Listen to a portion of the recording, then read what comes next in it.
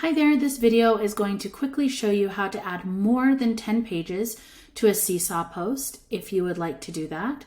You're going to add right here to the journal. You're then going to choose here. Going to get whatever photos you have in mind. I am doing a quick list of my kids and our family photos. 1, 2, 3, 4, 5, 6, 7, 8, 9, 10. All right. So I'm doing the maximum number of 10 right here.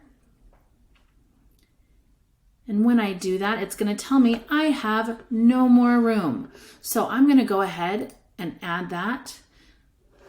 And then over here in this bottom right-hand corner, you can see that I can add pages. I can continue to add pages as I would like to. Then I will have to go back. I can't do it quite as easily as grabbing it from that list, how it just was like choose from your computer, but I can grab the individual page that I want or picture that I want and drop it in. Okay, so I can just continue to do that as I go through. All right, so there you go. That's how you can add multiple pages even past the 10 that you're initially given. One other thing I would like to note is that the front page should always have the student's name, especially if you are ever posting for more than one student. Let's say I've got several pictures from Hadessa, but coming down here, I'm going to go ahead and say this has turned into now Avia's posts. So I'm going to do Avia in here. Okay, I could continue to go through. What I also want to make sure is that on each page, if it is not very easy to tell, I would like you to go ahead and add which subject you're showing me. Because sometimes you might think that it's really clear, but sometimes, to be honest, language arts and social studies can look very similar. Even science and math can at times be very similar, that without truly being able to know more context, they can get confused. It also sometimes can be difficult if pictures end up sideways or upside down or are quite far away. It can be difficult to get a lot of detail out of them, and that's why adding in the topic or the subject is really helpful to us. So if I had done language arts on this page, the next page I may go ahead and say Hadessa again, and this one is her math. All right, I can just tuck it up here out of the corner. That is really helpful if you get into the habit of doing this. And then I want to tell you though, importantly, down here, this in the bottom left-hand corner, there are these quotation marks.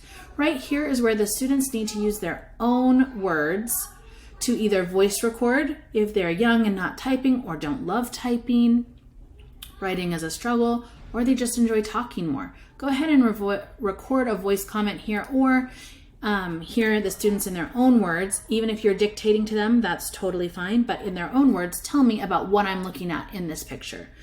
Imagine this is a language arts page, and Hadessa is maybe going to say, this is my language arts work this week.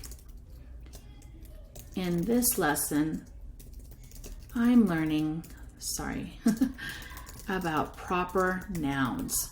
I think this will help me in my writing.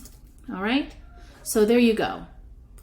We've added a caption, and I'm going to be able to see that. Then let's imagine this is her math. And in math, I'm learning long division.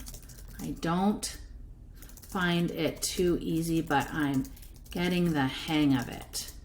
All right, done. And each picture they can go through and tell me exactly what they're doing.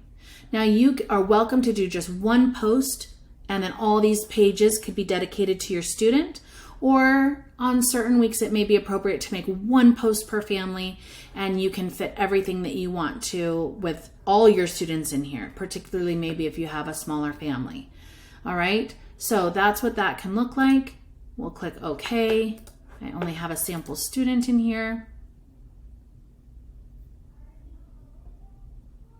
and we'll see what the finished product looks like, hopefully soon with my internet.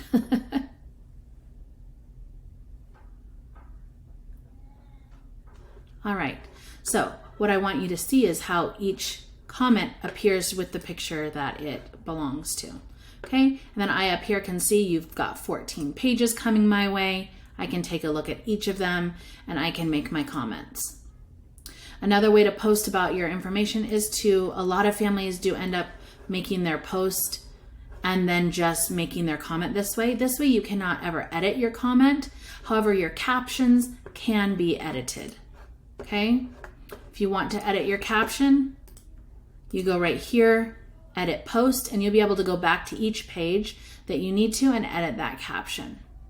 Okay, but this is where I will comment back to students. So that's how to create a multiple page post so that each family is only creating one post per student. You're welcome to put them all in one post like this, but I don't want any more than one post per student whenever possible. Let me know if you have any questions, and I'm happy to help you navigate this if needed. Thanks so much.